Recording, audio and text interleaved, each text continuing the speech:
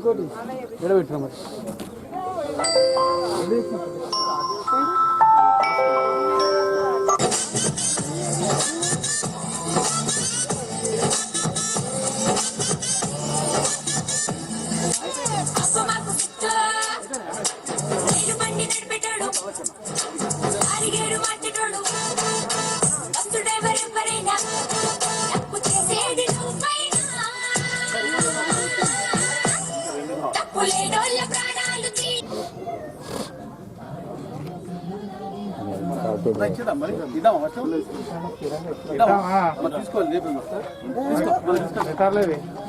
Sir దగ్గర ఉన్నాయి sir దగ్గర మరి సార్ ఇచ్చేటప్పుడు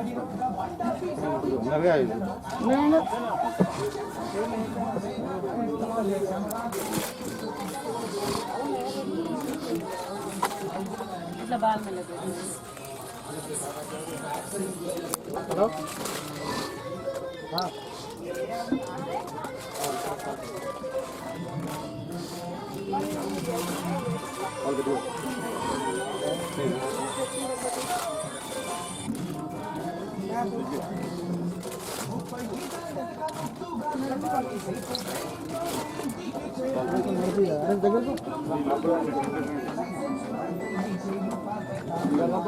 సామాజిక సేవలో గణేశన్నరా సకల హలో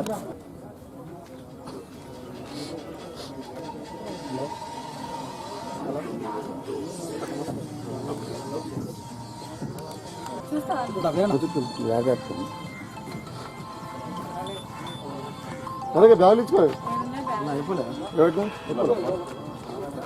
అయిపోయాక చెప్తావు అందులోనే ఉంటుంది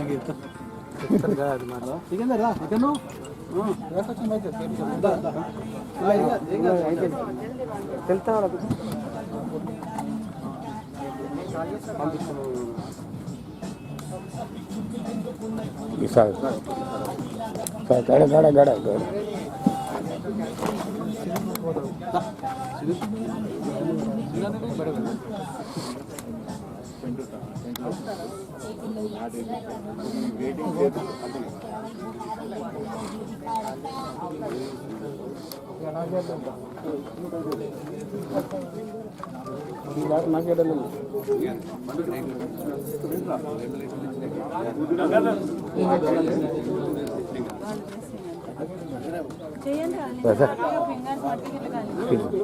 మొత్తం ఏం మొబైల్ అంటే టేస్ట్ బాగానే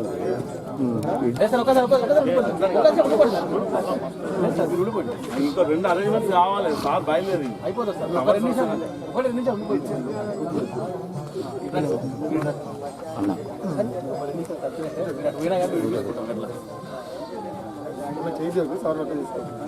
ఇవ్వండి సార్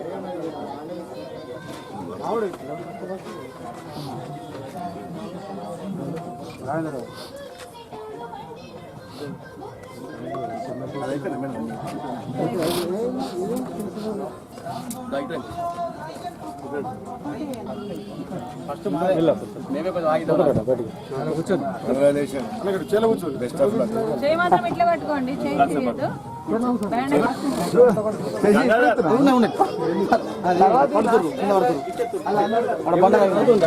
బండి ఉన్నది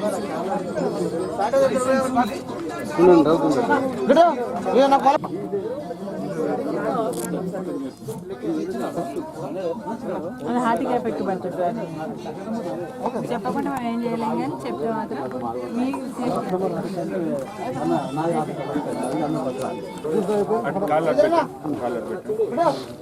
అట్లా కూర్చో ఫోన్ చేసిందే నేను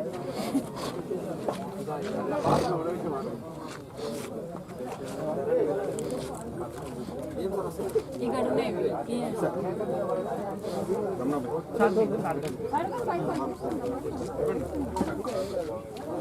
ఓపెన్ చేసి తాగిపోయింది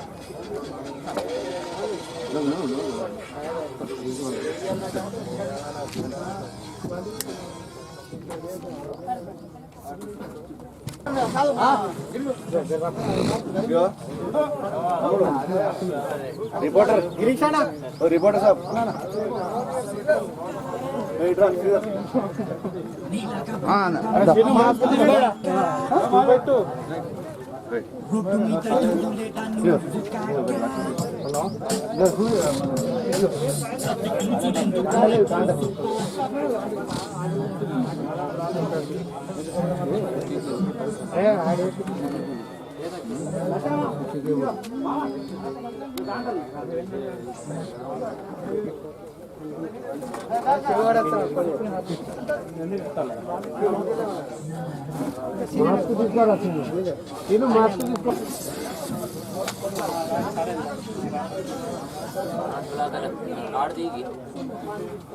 హౌస్ నెంబర్ 394 ఎవరు ఫోన్ నెంబర్ 9490 సూపర్ బ్రహ్మాండంగా ఉందన్న ఇదేం మంచిగా వస్తుంది మిమ్మల్ని కూడా వీడియో తీసినట్టు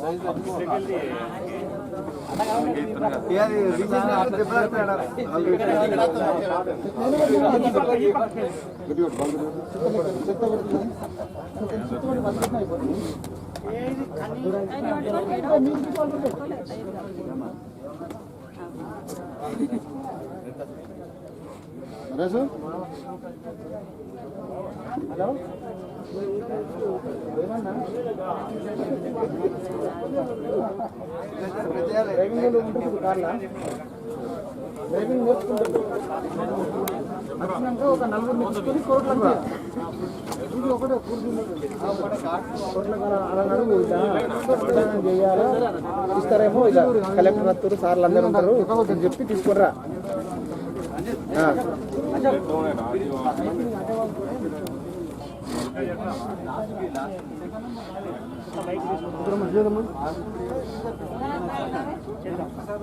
గట్ల నచ్చిన వాళ్ళు గట్ల నుంచి కొడితే అత్తలేదు నా ఫేస్ ఇది డౌన్ అయింది కదా ఇది లేదా ఇది ఉండే కాదు ఉండే మళ్ళీ డౌన్ ఒక పిల్ల ఉంటే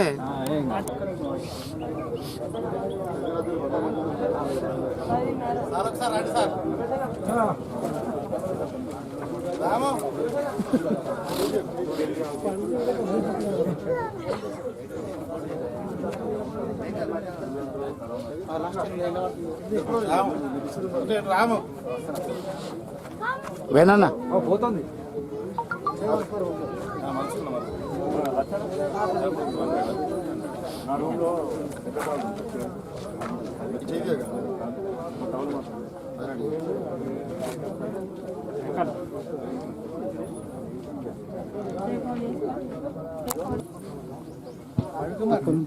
బ్యాక్ సైడ్ ఉన్న అందరూ చైర్లలో కూర్చోండి బ్రదర్ అందరూ చైర్లలో కూర్చోండి అమ్మ నీటు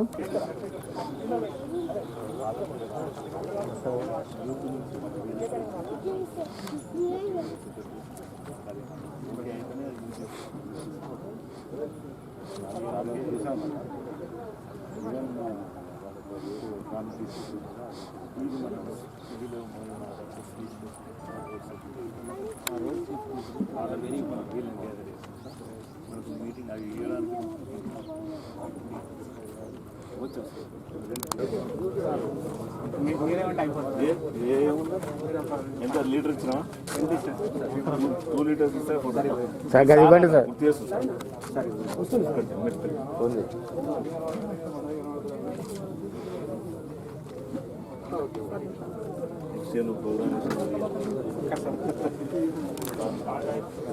గణేష్ అవి సాగుతాడు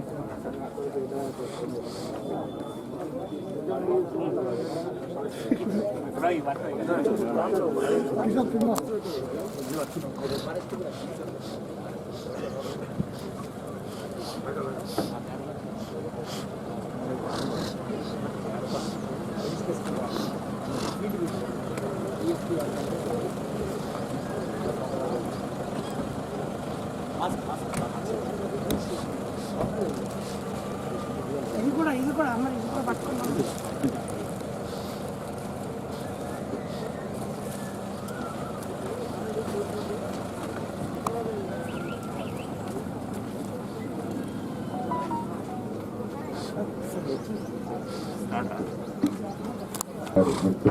గారు ఇక్కడ లోకల్ సిఐ రాజు గారు.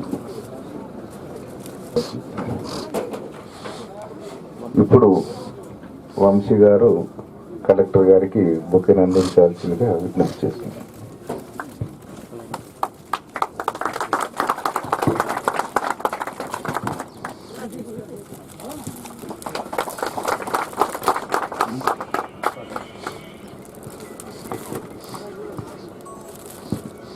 ముప్పై 32వ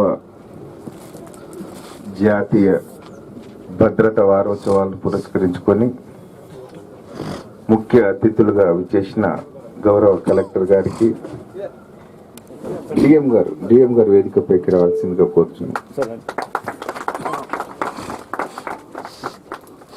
మరియు స్థానిక ట్రాన్స్పోర్ట్ ఆపరేటర్, ఎన్జిఓ,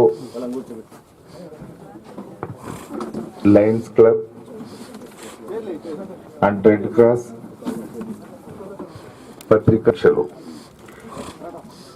మన భారతదేశం, యావత్ భారతదేశంలో ఈ భద్రతా వారోత్సవాలు 32 ఏళ్లుగా మనం జరుపుకుంటా ఉన్నాం. వీటి యొక్క ముఖ్య ఉద్దేశం ప్రమాదాలను తగ్గించడం, హ్యూమన్ లాస్ ను తగ్గించడం, యాక్సిడెంట్ ను నివారించడం. ఒక యాక్సిడెంట్ జరిగితే ఒక అతను చనిపోతే అది ఆయనకే కాదు, దేశం యావత్ భారతదేశం. ఆయన బతికున్నట్టయితే ఉత్పాదకత, ఆయన వర్కింగ్ అవర్స్ చేసి సంపదను సృష్టించేవాడు. ఆ సంపద భారతదేశం కోల్పోతుంది. అంటే ఎకనామికల్ లాస్ కూడా ఉంది.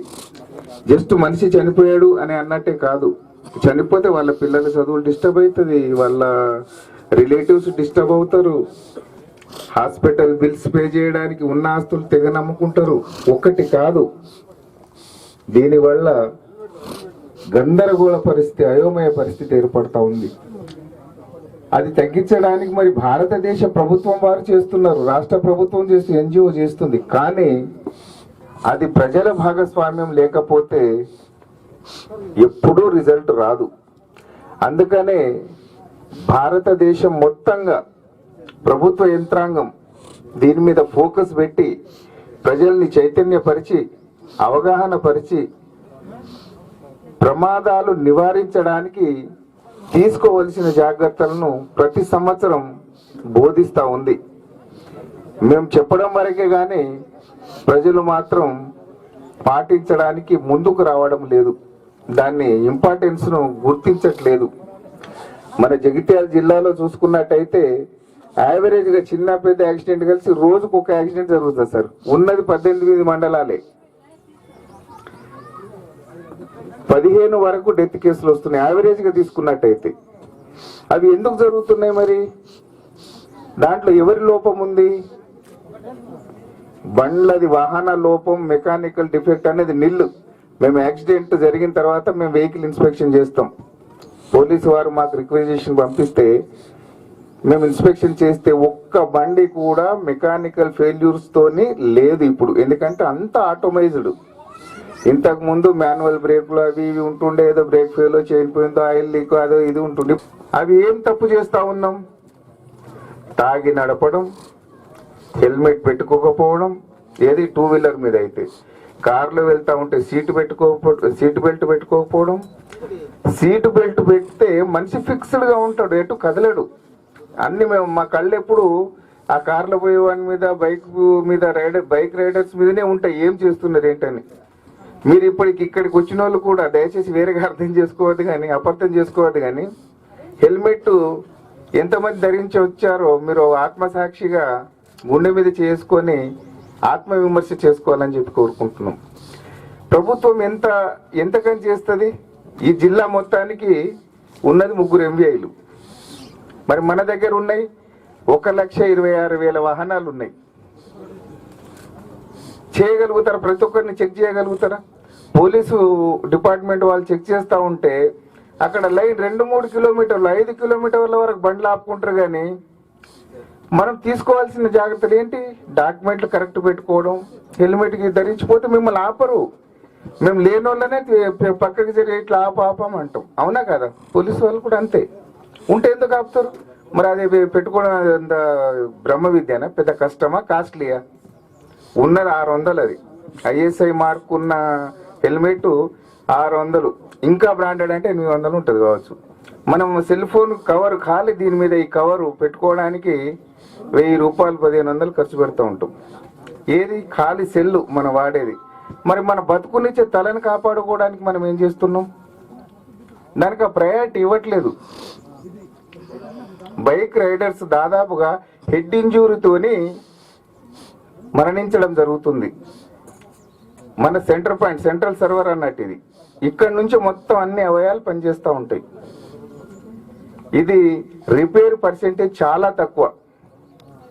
మీరు చూసుకోండి, నరాల యాక్సిడెంట్, మన తల హెడ్ ఇంజురీ అయిన వాళ్ళు ఎంతమంది పర్ఫెక్ట్గా తిరిగి వచ్చారో హాస్పిటల్ పోయిన వాళ్ళు, మీ బంధువులను మీరు హాస్పిటల్ ఎక్కడని అడగండి. నాకు తెలిసి 100% పర్ఫెక్ట్ అయ్యి వచ్చిన వాళ్ళు చాలా తక్కువ సార్. ఏదో ఒక లోపం ఉంటుంది. కళ్ళు కనిపించకపోవడమో, చెవులు వినిపించకపోవడమో, చెయ్యి ఆడకపోవడమో, కాళ్ళు ఆడకపోవడమో, ఏదో మతి మరపు, సంథింగ్ ఆర్ అదర్. మీ అలవాట్లను మేమేం బంద్ చేసుకోమనడానికి మేమేం మీ బాసులం కాదు. ఎప్పుడు ఏది చేయాలనేది విఘ్నత ఉండాలి.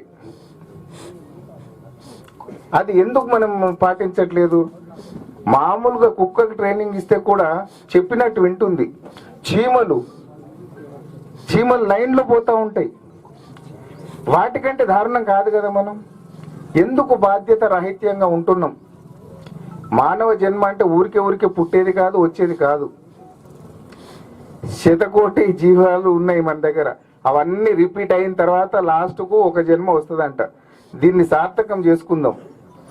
మనము ఇతరులను ఇబ్బంది పెట్టడానికి కాదు పుట్టింది. మనం బతికి వీలైతే ఇతరులకు కొంచెం సహాయ సహకారాలు అందించి మనం వారిని కూడా ప్రోగ్రెసివ్ టైప్లో నడిపించడానికి మన తెలివిని మనం వాడాల్సింది, విధ్వంసం కోసం కాదు. బాధ్యత ఎంత లోపం అంటే నేను చూస్తుంటా, దుఃఖం వస్తుంది ఒక్కొక్కసారి. బండి రిపేర్ అయితే దానికి వెనక ముందు జరగకుండా రాళ్ళు పెట్టేస్తారు సార్ వీళ్ళు. ఆ బండి తీసుకోపోయేటప్పుడు కనీసం ఆ రాయిని పక్కకు తీసి పెట్టారు సార్. ఇంత బాధాకరం. పొద్దున పూట మేము వాకింగ్ అటు ఇటు వెళ్తా ఉంటే మందు తాగేసి ఆ బాటిల్స్ను రోడ్డు మీద పగలగొడుతున్నారండి. మిమ్మల్ని మేము తాగద్దు అనం, మాకు హక్కు లేదు, మీ ఇష్టం, మీ డబ్బు, మీ కథ. కానీ మీరు ఒక సోషల్ ఎనిమలే కదా, సంఘజీవే కదా, మనిషే కదా. ఎదుటోడు చెప్పులు లేకుండా తిరిగేవాళ్ళు, బట్టలు లేకుండా తిరిగేవాళ్ళు, ఆకలితో తిరిగేవాళ్ళు ఎంతో మంది ఉన్నారు మన భారత. రాయి తలుగుతే స్లిప్ అయిపోతా ఉంటారు, స్కిడ్ అయిపోతా ఉంటారు. ఇవన్నీ ఎవరు చెప్తే కాదు. దయచేసి మీరు మానండి, మీరు మారండి, మనం మారదాం. మేము కూడా మారుతున్నాం. మేము బండిలో ఎక్కగానే 100% సీట్ బెల్ట్ పెట్టుకుంటాం. మీరు చూశారు, పెద్ద పెద్దోళ్ళ పేర్లు మేము కోట్ చేస్తూ ఉంటాం. అజరుద్దీన్ కొడుకు దాంట్లోనే పోయాడు, బైక్ రైడింగ్ యాక్సిడెంట్. కోట శ్రీనివాసరావు కొడుకు దాంట్లోనే పోయాడు. బాబు మోహన్ కొడుకు దాంట్లోనే పోయాడు. ఇంకో ఆంధ్ర పెద్ద ఆయన ఇంటర్నేషనల్ ప్లేయర్ ఉండే సార్, సీట్ బెల్ట్ పెట్టుకోకుండా కాలు జారిపోయి పడిపోయి చచ్చిపోయాడు. డోర్ ఓపెన్ అయిపోయింది.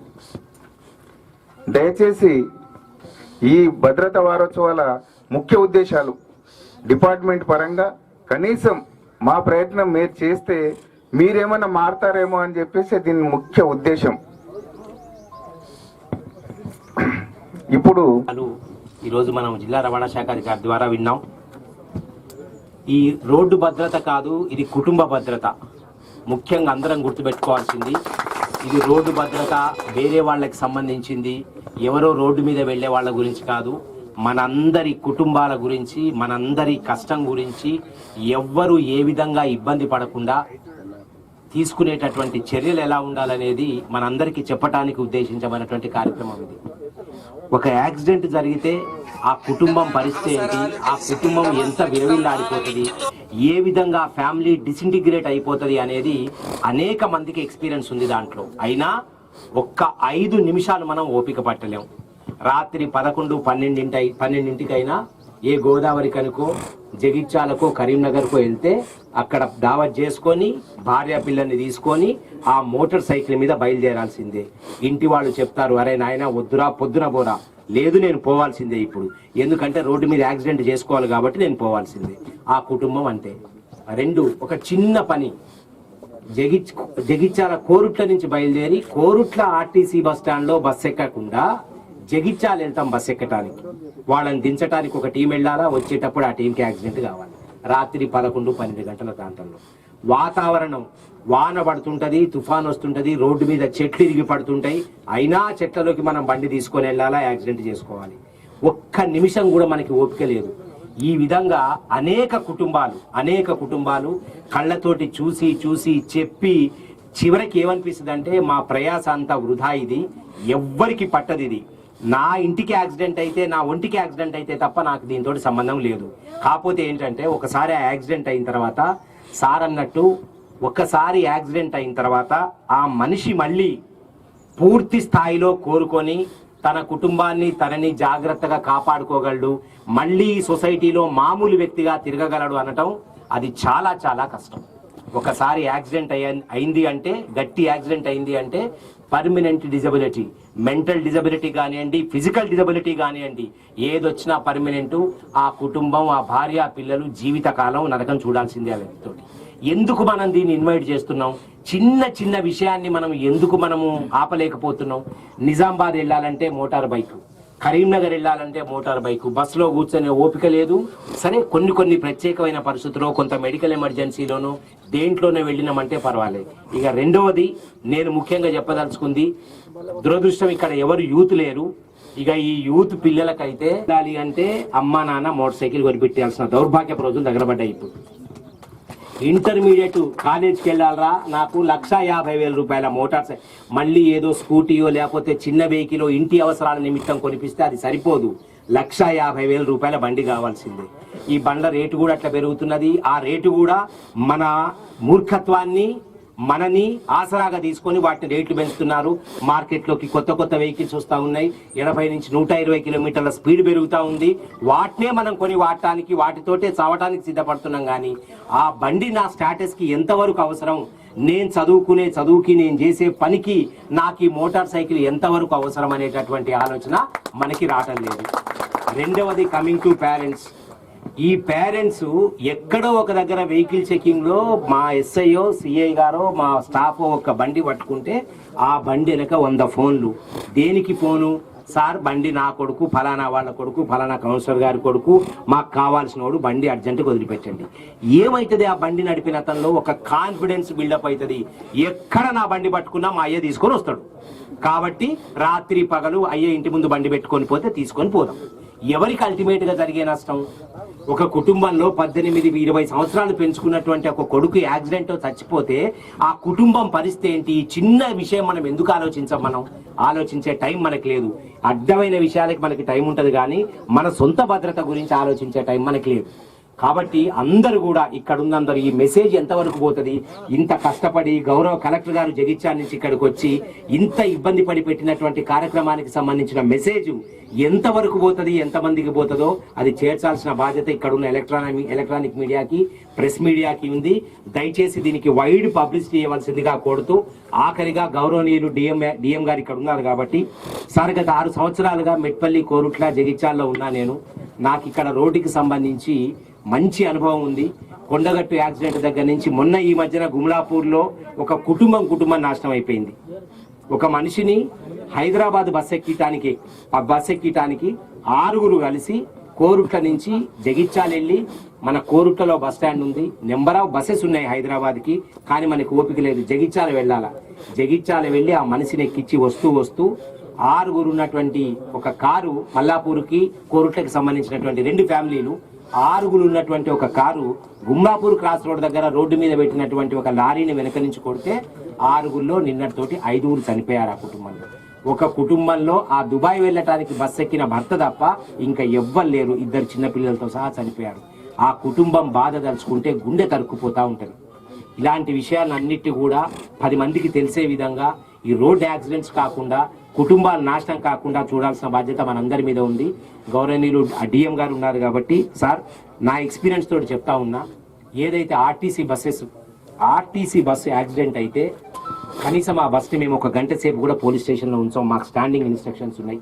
బస్సెస్ని ఇమ్మీడియట్గా బెయిల్ ఇచ్చేయాలా, వాళ్ళకి ఇమ్మీడియట్గా వాళ్ళని పంపించేయాలా. కానీ దౌర్భాగ్యం ఏంటంటే తద్వారా ఏ కుటుంబం అయితే నాశనం అవుతుందో వాళ్ళకి మేమేం చేయలేకపోతా ఉన్నాం. దయచేసి మేనేజర్ గారికి నా రిక్వెస్ట్, ఏదైతే నిజామాబాద్ నుంచి నర్సంపేట, నిజామాబాద్ నుంచి వరంగల్ పోయే బస్సెస్ ఉన్నాయో ఆ బస్సు చూస్తే మా డ్రైవర్కి నేను చెప్తా, అది వెళ్ళేదాకా బండి ఆపి పక్కన పెట్టుకోమని. దయచేసి తప్పుగా అనుకోవద్దు సార్. నేను గతంలో మన వర్క్షాప్లో కూడా చెప్పిన ఈ విషయం.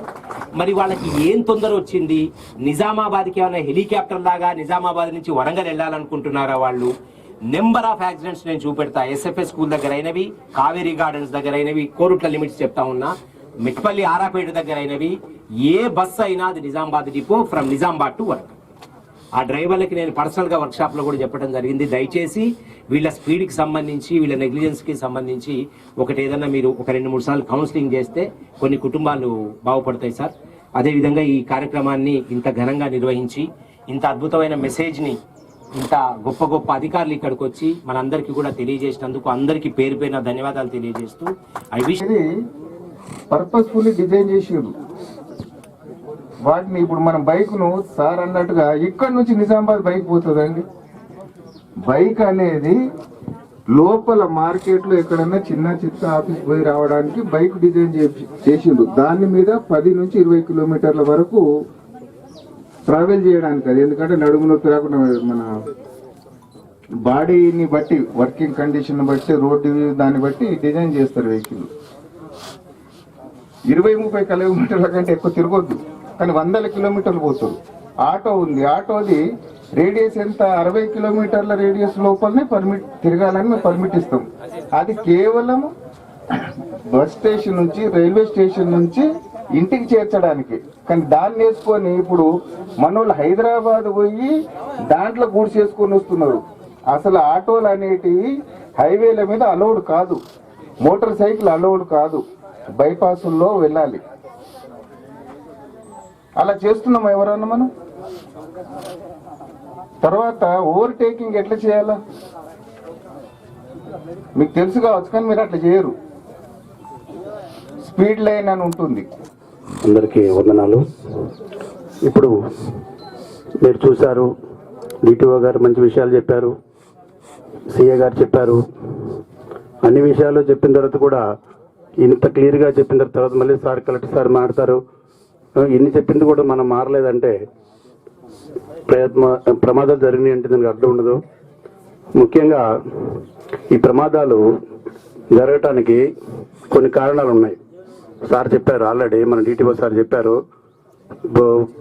Human factor, road factor, mechanical factor అంటారు అనమాట. అయితే ముఖ్యంగా ఈ మెకానికల్ ఫ్యాక్టర్ అని కూడా క్లియర్గా చెప్పారు మన డిటిఓ సారు. లేటెస్ట్ టెక్నాలజీ వచ్చిన తర్వాత మెకానికల్ డిఫెక్ట్స్తో బండి యాక్సిడెంట్ అయ్యటానికి స్కోప్ లేదు, 100% లేదు. ఎందుకంటే మేము చూస్తున్నాం సార్, బస్సులన్నీ ఇంత లేటెస్ట్ టెక్నాలజీతో వస్తున్నాయి. బ్రేక్స్ కానీ, స్టీరింగ్ కానీ ఇంత పర్ఫెక్ట్ అనమాట. వాళ్ళు గ్యారంటీ రాసిస్తున్నారు కంపెనీ వాళ్ళు, లేలాండ్ కంపెనీ, టాటా కంపెనీ కానీ. సో ఏంటంటే మనం మెకానికల్ డిఫెక్ట్స్ వల్ల కానీ, మెకానిక్ ఫ్యాక్టర్ వల్ల కానీ ప్రమాదాలు జరిగే క్వశ్చనే లేదు. ఆ తర్వాత రోడ్ ఫ్యాక్టర్ అనుకున్నాము. గతంలో బ్యాడ్ రోడ్స్ ఉండేవి. బ్యాడ్ రోడ్స్ అంటే రోడ్డు, గతుకుల రోడ్డు బాగానే ఉంటుంది, కానీ కెనాల్ రోడ్స్ ఉండేవి.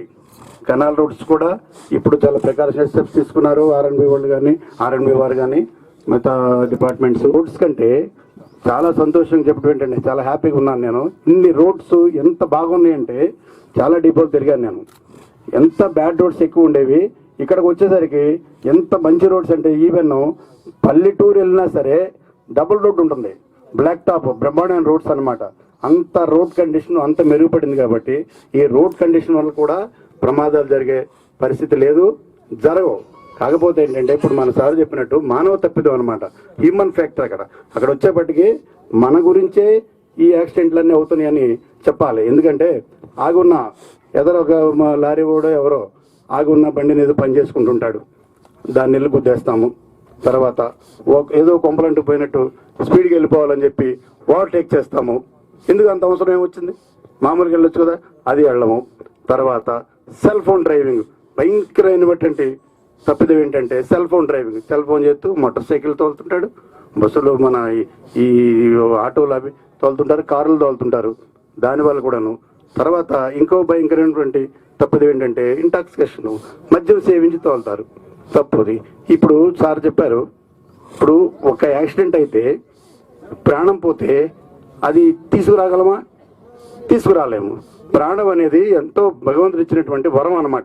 అంత మంచి వరాన్ని మనం ఈ విధంగా ఈ తప్పులు చేస్తూ ఇప్పుడు మనం వెళ్తున్నాము, మన తప్పు కాకుండానే ఎదరు వాళ్ళు వచ్చి కూడా యాక్సిడెంట్ చేయొచ్చు. అంటే మన జాగ్రత్త, మన బస్సులో ఉన్నాం కానీ బండి మీద ఉన్నవాళ్ళు, కారులో ఉన్నవాళ్ళు ప్రాణాలు కాకుండా ఎదటి వచ్చే వాడి నుంచి కూడా గమనించాలి మనం. నిన్న ఈ సిస్కో వెబ్ ఎక్స్ వాళ్ళు ప్రోగ్రామ్ పెట్టారు సార్. ఆ ప్రోగ్రామ్ అంతా డ్రైవర్స్కి, మా సోదరులకి అందరికి వినిపించాను, నేను లైవ్ పెట్టి చూపించాను సార్. ఎన్నో మంచి విషయాలు చెప్పారన్నమాట. ఎదట వచ్చేవాడు కూడా తప్పు చేయొచ్చు, ఆ తప్పును కూడా ఈ డ్రైవర్ గారు గమనించాలి. అదే డ్రైవింగ్ అంటే.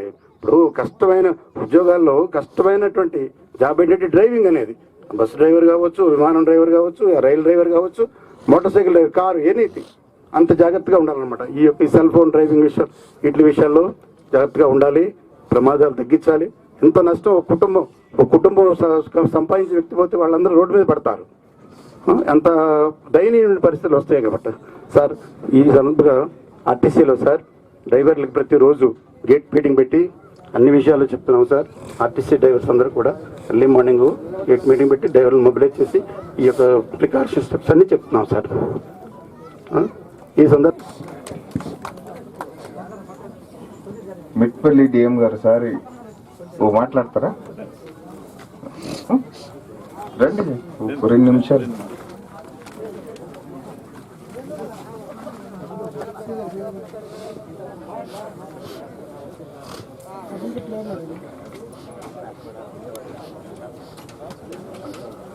సభకు నమస్కారం. వేదికను అలంకరించినటువంటి పెద్దల గౌరవనీయులు జిల్లా కలెక్టర్ గారు, పోలీస్ అఫీషియల్స్, రవాణా శాఖ డిటిఓ గారు, నా కొలీగ్ డిపో మేనేజర్ గారు, మరియు మిగతా అందరికీ కూడా ఉదయకాలం నా శుభాభినందనలు తెలియపరుస్తూ ఉన్నాను. ఈ కార్యక్రమం అయితే ప్రమాదాన్ని మరి అరికట్టేటటువంటి అవసరత మనకి ఏర్పడుతుంది.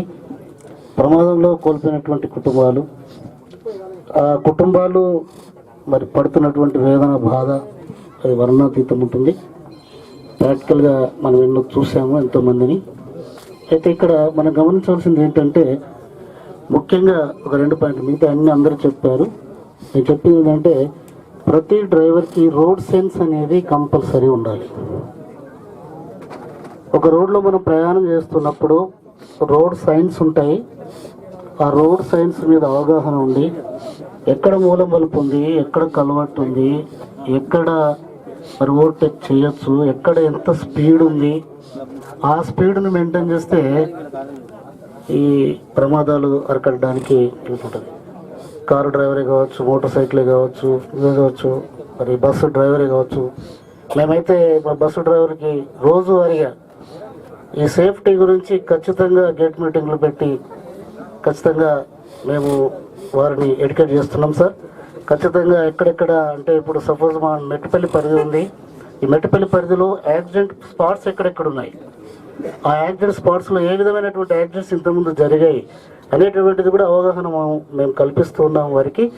కాబట్టి మరి మీరందరూ కూడా అంటే ఈ ఏరియాలో ఉన్నటువంటి అందరూ కూడా మరి రోడ్ సెన్స్, ఆటో వాళ్ళు కావచ్చు, లేకుంటే కార్లు కావచ్చు, లేకుంటే వ్యాన్స్ ఉన్న వాళ్ళు ఎవరైనా కావచ్చు, ముఖ్యంగా రోడ్ సెన్స్ అనేది ఎక్కడ ఏ గుంత ఉంది, ఎక్కడ ఏది ఉంది, ఏంది అనేది కనుక అవగాహన ఉంటే డెఫినెట్గా ఈ యాక్సిడెంట్ను మనం నివారించవచ్చు సార్.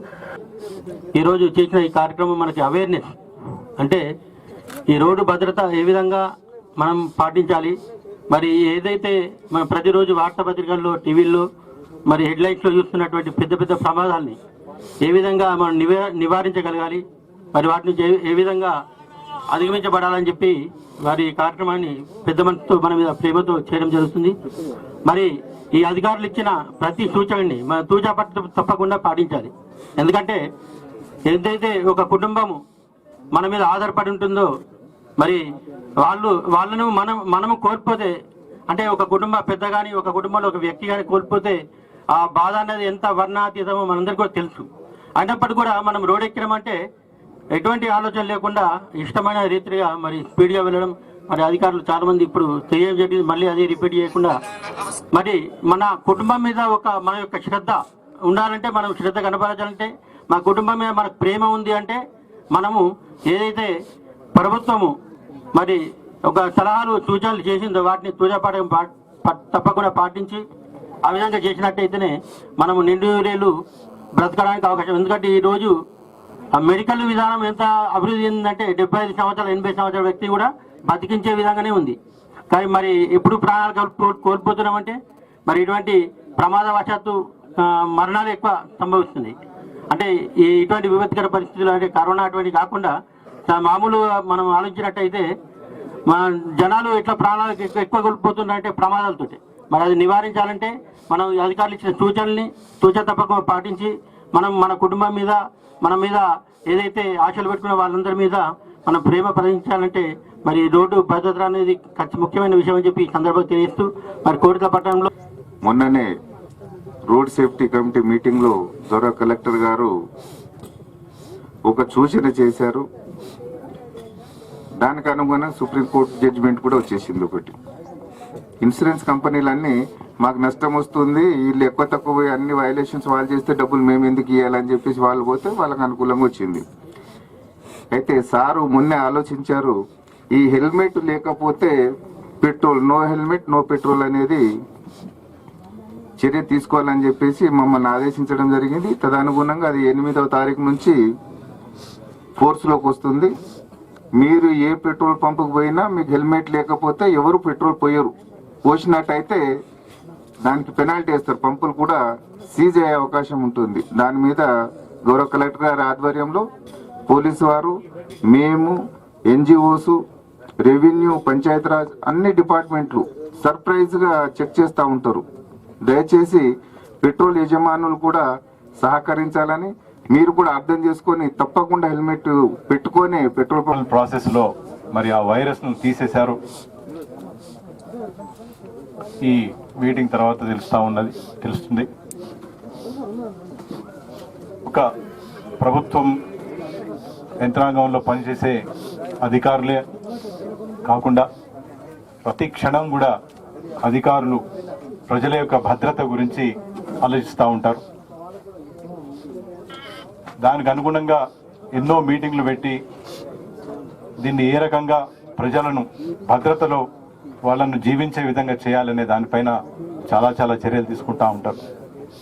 ఎంతో పాజిటివ్గా ఎన్ని తప్పిదాలు చేసినా, ప్రజల తరఫు నుంచి ఎన్ని తప్పిదాలు చేసినా, ఎన్ని మానవ తప్పిదాలు చేసినా, ప్రజాస్వామ్యం కాబట్టి ప్రజాస్వామ్యంలో ఉన్నటువంటి ప్రజలకు ఇచ్చే ఆ స్వేచ్ఛ సరిగా వాడుకోకుండా ఆ స్వేచ్ఛను వేరే రకంగా వాడుకుంటూ భద్రతకు దాన్ని నెగిటివ్గా చేస్తూ మరి ఈరోజు ఒక నెగిటివ్ ఆలోచనలతో ఇంతకుముందు ఒక యాక్సిడెంట్లో ఒక డెత్ కేసు అయితే 304A కేసు అనేది ఒక సెక్షన్ పెట్టేవాళ్ళు.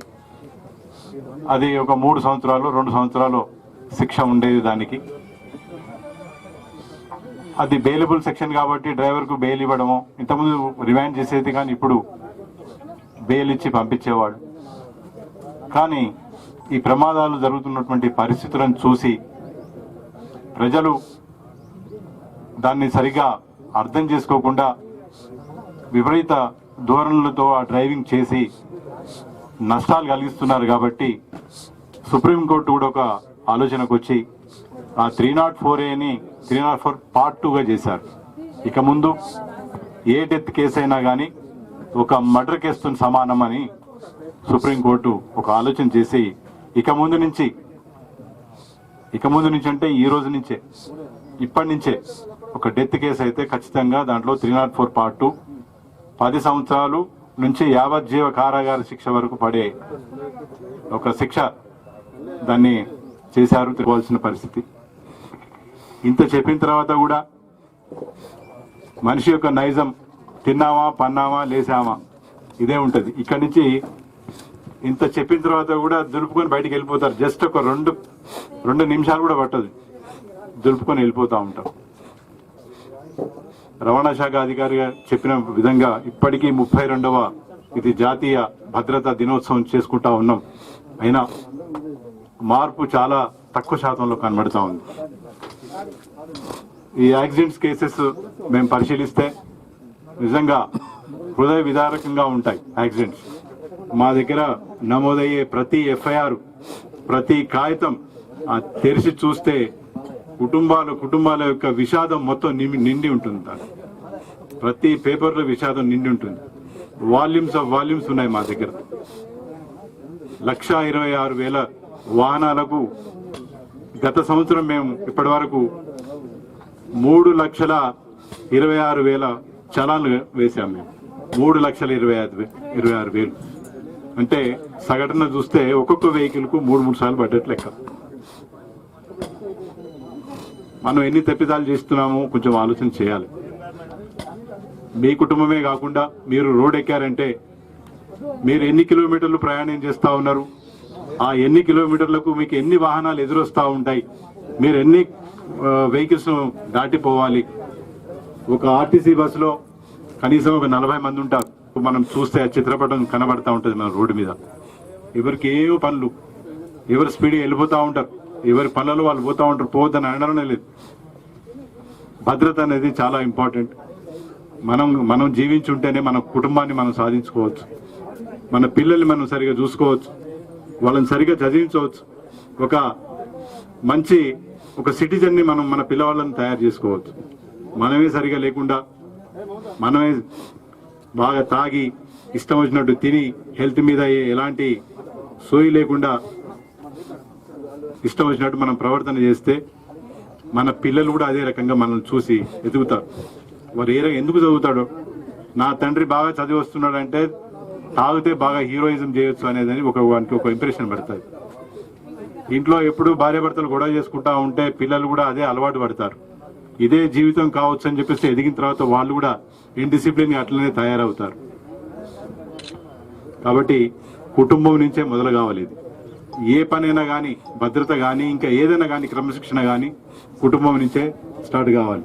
మనం ఎదుటి వాళ్ళకు చెప్పేదానికంటే ముందు మనం మన కుటుంబం నుంచి ఈ భద్రత అనేది ఖచ్చితంగా అమలు పరచాలని ఇన్ని మీటింగ్లు పెడుతూనే ఉంటారు. ఎందుకంటే చెప్పాం కదా, ఒక విధి, ఒక రెస్పాన్సిబిలిటీగా మేము రోడ్ ఎక్కిన తర్వాత అక్కడ ఒక్కొక్క యాక్సిడెంట్స్ ఇప్పుడు మా ఇన్స్పెక్టర్ గారు చెప్పారు. 6 చనిపోవడం, 8 మంది చనిపోవడం, 10 మంది చనిపోవడం, కొండగట్లు 60 మంది చనిపోవడం, అవి చూడాలంటేనే మాకు ఎంతో బాధ కలుగుతూ ఉంటాయి. ఒక్కొక్కసారి కుమిలి ఆ ఏడ్చి అవి కూడా వస్తలేవు. ఇప్పుడు ఎండిపోయినాయి. అవి ఒక మనిషిగా స్పందించే హృదయం ఎట్లా ఉంటుంది అందరికీ ఉంటుంది.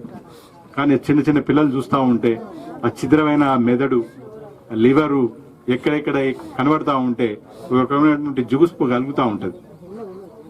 ఇప్పుడు ఆ ఏడవాలన్నా కానీ కనీసం ఆ బిందులు కూడా వస్తలేవు. ఆ రకంగా తయారైపోయినాం మనం. సమాజం మారితే తప్ప ఇవి మారవు, మనం మారితే తప్ప ఇవి మారవు. దయచేసి అందరూ ఆలోచించవలసిందిగా కోరుతూ మరి రాదనమాట. సో అప్పుడు మీరు ఏం చేయాలి, కావాలంటే ప్రైసెస్ పెంచుకోండి మీ పరిస్థితిని బట్టి. పైసలు పోతే ఏం కాదు, ప్రాణం పోవద్దు, అలా సంజాయించండి వాళ్ళని. 10 మందికి ఎక్కించుకునే బదులుగా ఆ 4-3 ఎక్కించుకొని జాగ్రత్తగా వెళ్ళండి. రూపాయి తీసుకునే కాడ 2 రూపాయలు తీసుకోండి. మీరు చూసారు, ఒక్కొక్క ఆటోలో 16 మంది యాక్సిడెంట్ అయిపోయిన రోజులు కూడా ఉన్నాయి. చాలా బాధాకరం. ఇప్పుడు ఈ సందర్భాన్ని పురస్కరించుకొని రక్తదాన శిబిరం కూడా ఇక్కడ మన ఎంబీఐ గారు ఆర్గనైజ్ చేయడం అభినందనీయం. రక్తము అన్ని దానాల కంటే అన్నదానం మిన్న అందరు. ఇప్పుడు అన్నం అందరికీ దొరికేస్తుంది, బిచ్చగాళ్ళకు కూడా దొరికేస్తుంది. అంటే ఏమనుకోవద్దు, నాకు ఈ వర్డింగ్ కరెక్టో కాదో తెలియదు, కానీ ఈ యాక్సిడెంట్లు జరిగినప్పుడు, బాధల్లో ఉన్నప్పుడు రక్తం కావాలంటే దొరకక చాలా మంది చచ్చిపోతూ ఉన్నారు. నిజమైన ప్రాణదానం అంటే నేను రక్తదానం అని చెప్పి భావిస్తున్నా. దానికి ముందుకొచ్చిన రక్తదాతలకు నేను హృదయపూర్వక అభినందన తెలియజేస్తూ గౌరవ కలెక్టర్ గారు మాట్లాడిన తర్వాత వారికి ప్రశంస పత్రం కూడా కలెక్టర్ గారి చేతుల మీదుగా అందించడం జరుగుతుంది. ఇంకొకటి యాజ్ ఎ సోషల్ రెస్పాన్సిబిలిటీగా మన ఊర్లలో మన అన్ని పల్లెటూరు అగ్రో బేస్డ్ విలేజెస్ అంటే మన వ్యవసాయ ఆధారిత ప్రాంతం కనుక మన ఊర్లలో ట్రాక్టర్స్ ఉంటాయి. ఈ కేజ్ వీళ్ళ మూలంగా కోట్లాది రూపాయల ప్రజాధనంతో నిర్మించిన రోడ్లు నాశనం అయిపోతుంది. మనం చూస్తూ ఉంటాం. మనం అంటే కడుపు మండి ఎక్కడ నాపితే అన్న నువ్వు మా ఊరునివే కదని మాది ఇదే ఊరు ఇక్కడే చచ్చింది వచ్చేటప్పుడు మా ఊరు నువ్వు ఆపితే ఎట్లా నాది నీది కాదురా తమ్మి, రేపు నువ్వు నేను ఇదే రోడ్ను వాడాలి, డ్యామేజ్ అయితే నీ బండి నా బండి పాడైతుంది అని చెప్పి చెప్తా ఉంటాను నేను. గౌరవ కలెక్టర్ గారు మొన్న ఆదేశాలు జారీ చేయడం జరిగింది. ఎక్కడైనా కేజ్వీల్ వెహికల్ రోడ్డు మీద నడుస్తే వాటికి పెనాల్టీ 5,000 విధించే విధంగా గౌరవ కలెక్టర్ గారు ఆదేశాలు జారీ చేశారు. దానికి పంచాయతీ సెక్రటరీ, విఆర్ఓ, పోలీస్, మేము, ఆర్ఎండ్బి వీళ్ళందరూ ఎవరైనా ఫైన్ రాయొచ్చు. తర్వాత గౌరవ డిఎస్పీ గారు ఇంకో మాట చెప్పారు, 304A పార్ట్ బి, ఇది ఎదుటోన్ని హత్య చేయడం అన్నమాట, మర్డర్ కేసు లాగా. మైనర్స్ కు ఎవరైనా వాహనాన్ని ఇచ్చినట్టయితే తల్లిదండ్రుల మీద ఆ కేసు పెట్టబోతున్నారు. ఇప్పుడు మీ పిల్లడికి 18 సంవత్సరాలు నిండకుండా లైసెన్స్ లేకుండా వాహనాలు కానీ మీరు ఇచ్చినట్టయితే ఆ పిల్లందైతే ఎట్లాగ జీవితం బర్బాద్ అవుతుంది, దాంతోపాటు తల్లిదండ్రులది ఎవరో ఒకరిని బాధ్యులు చేసి లోపలేసేస్తారు. సేమ్ కేజ్వీల్ కూడా ప్రాపర్టీ డ్యామేజ్ కేసు కింద డ్యామేజింగ్ పబ్లిక్ ప్రాపర్టీ యాక్ట్ కింద బుక్ చేయబోతున్నారు. దాన్ని కూడా మీరు గుర్తించాలని చెప్పి అవగాహన కార్యక్రమం మరియు రక్తదాన శిబిరాన్ని ఏర్పాటు చేసుకున్న నిర్వాహకులకు, ఈ యొక్క కార్యక్రమంలో నాతో పాటు పార్టిసిపేట్ చేసినటువంటి మెట్పల్లి ఎస్డిపిఓ గౌస్ బాబా గారికి, డిటిఓ శ్యామ్ నాయక్ గారికి, circle inspector of police Koratla Rajasekhar Raju గారికి, డిఎం కోరుట్ల, డిఎం మెట్పల్లి, ఇతర అధికారులు, పాత్రికేయ మిత్రులు, ఈ యొక్క కార్యక్రమానికి ఆర్గనైజ్ చేసుకుంటున్నటువంటి all transport department officials and staff, ఈ యొక్క కార్యక్రమంలో పార్టిసిపేట్ చేస్తున్నటువంటి ట్రాన్స్పోర్ట్ ఆపరేటర్స్ కావచ్చు, ఆటో డ్రైవర్, రక్తదాన కార్యక్రమానికి విచ్చేసి రక్తాన్ని దానం చేస్తున్నటువంటి యువతి యువకులందరికీ పేరు పేరున నమస్కారం. ఇంతకుముందు మాట్లాడిన వక్తలందరూ కూడా మీకు రోడ్ సేఫ్టీ గురించి, వాటి ప్రాముఖ్యత గురించి, సివిల్ సొసైటీని ఎలా ఎఫెక్ట్ చేస్తుంది అన్న దాని గురించి చాలా డీటెయిల్డ్గా, ఇన్స్పైరింగ్గా మాట్లాడారు. ఈ యొక్క కార్యక్రమాలు ఇంతకుముందు వారోత్సవాలాగా జరుపుకునే వాళ్ళం. గవర్నమెంట్ ఇన్స్ట్రక్షన్స్ ప్రకారం ఈ ఇయర్ నుంచి ఆల్మోస్ట్ 1 full month ప్రోగ్రామ్స్ చేస్తూ ఉన్నాం.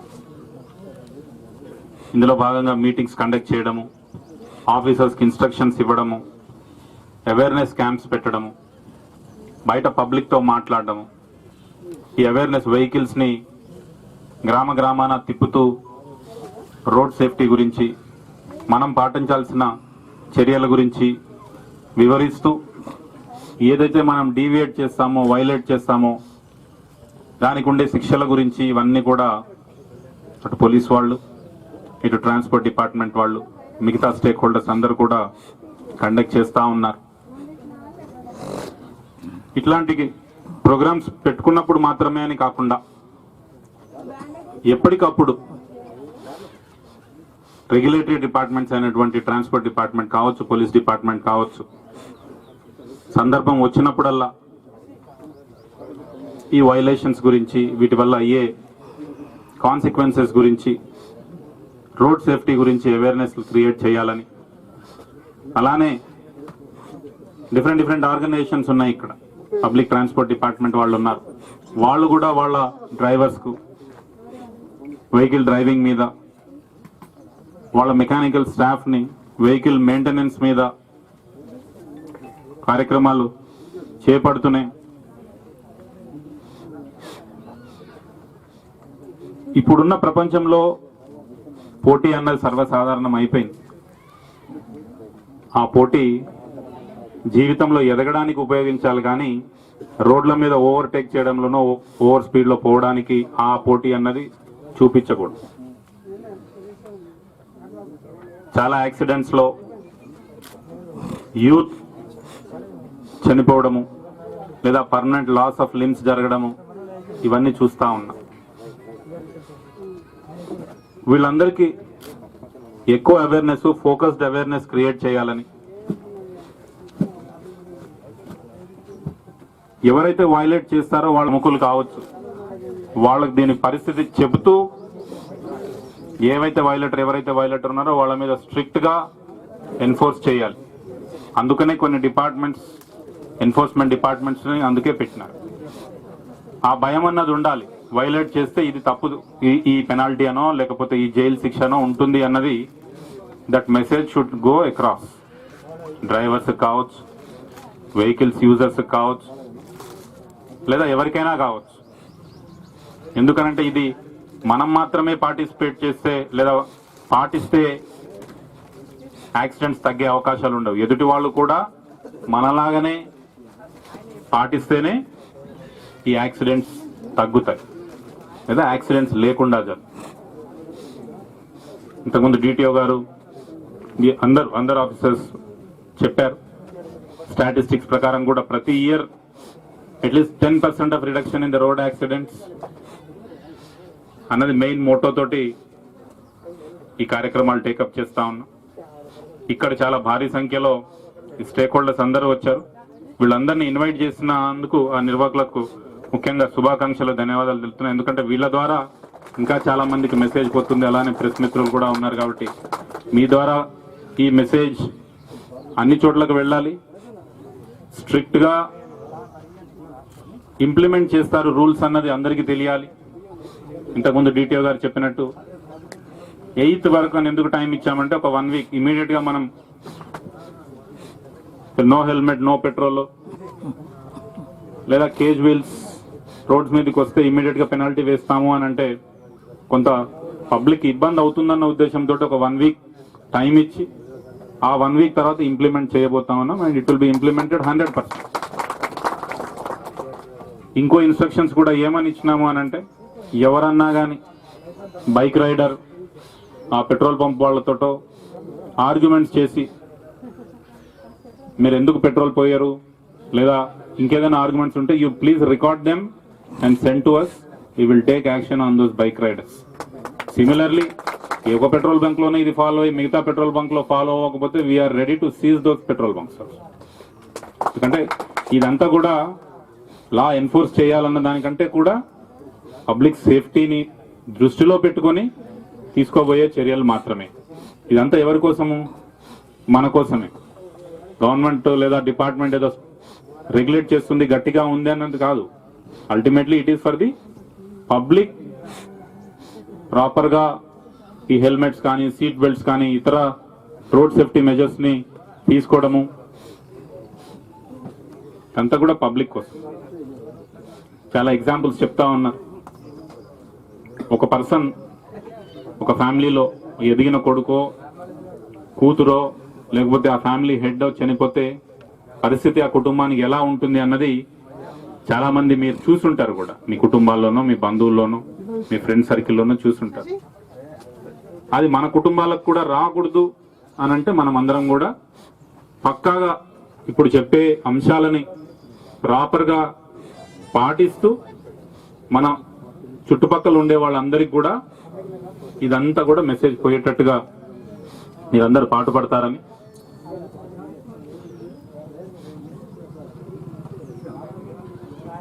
మరీ ముఖ్యంగా ఇంకొకసారి కూడా నేను చెప్తా ఉన్నాను. ఎందుకంటే కోవిడ్ టైంలో కూడా చాలా మంది పిల్లలు ఎవరైతే రెగ్యులర్ గా డోనర్స్ ఉంటారో వాళ్ళే ముందుకు వచ్చి చేస్తూ ఉంటారు. ఈ బ్లడ్ డొనేషన్ అన్నది జగిత్యాల జిల్లా లాంటి జిల్లాలో చాలా అవసరం. ఎందుకంటే మనకు చాలా హైవేస్ ఉన్నాయి, ఎటు చూసినా కానీ national highways, state highways, major roads ఉన్నాయి. రోడ్ యాక్సిడెంట్స్ అయ్యే అవకాశాలు ఎక్కువ ఉన్నాయి. కాబట్టి ఇమ్మీడియట్ గా ఆ బ్లడ్ నీడ్ ఉంటుంది కాబట్టి ఇట్లాంటి కార్యక్రమాలని అటు ఎన్జిఓస్, రెడ్ క్రాస్ వాళ్ళు కావచ్చు, రోటరీ క్లబ్ కావచ్చు, లయన్స్ క్లబ్ కావచ్చు, లేదా సివిల్ సొసైటీలో ఉండేవాళ్ళు కావచ్చు.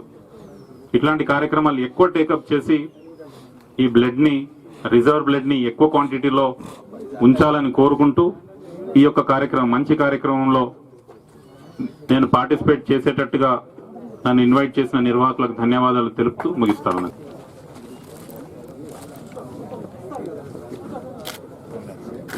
CH Sridhar,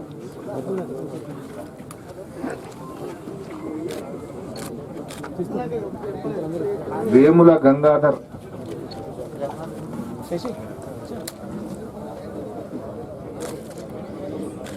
B Venkatesham,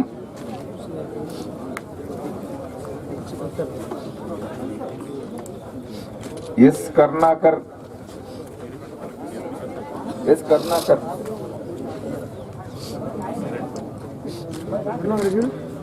B Ramesh,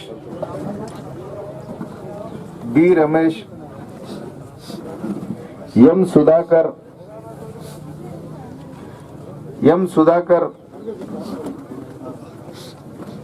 yes Manohar,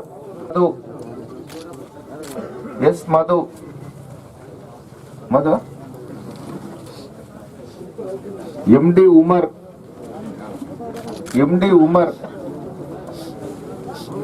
J Rajender, Lakshminarayana P,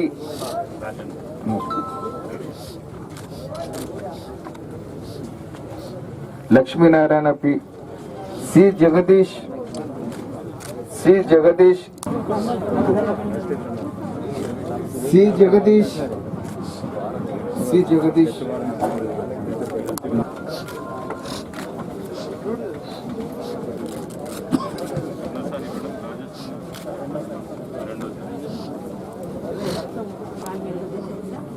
madam ఒక్కటే నిమిషం.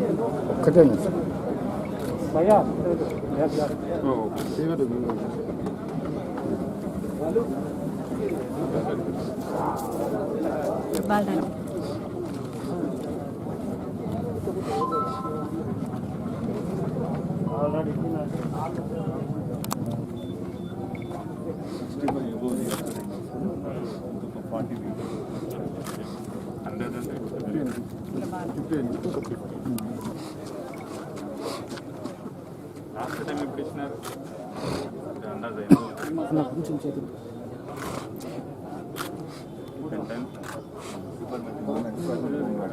Very nice, good.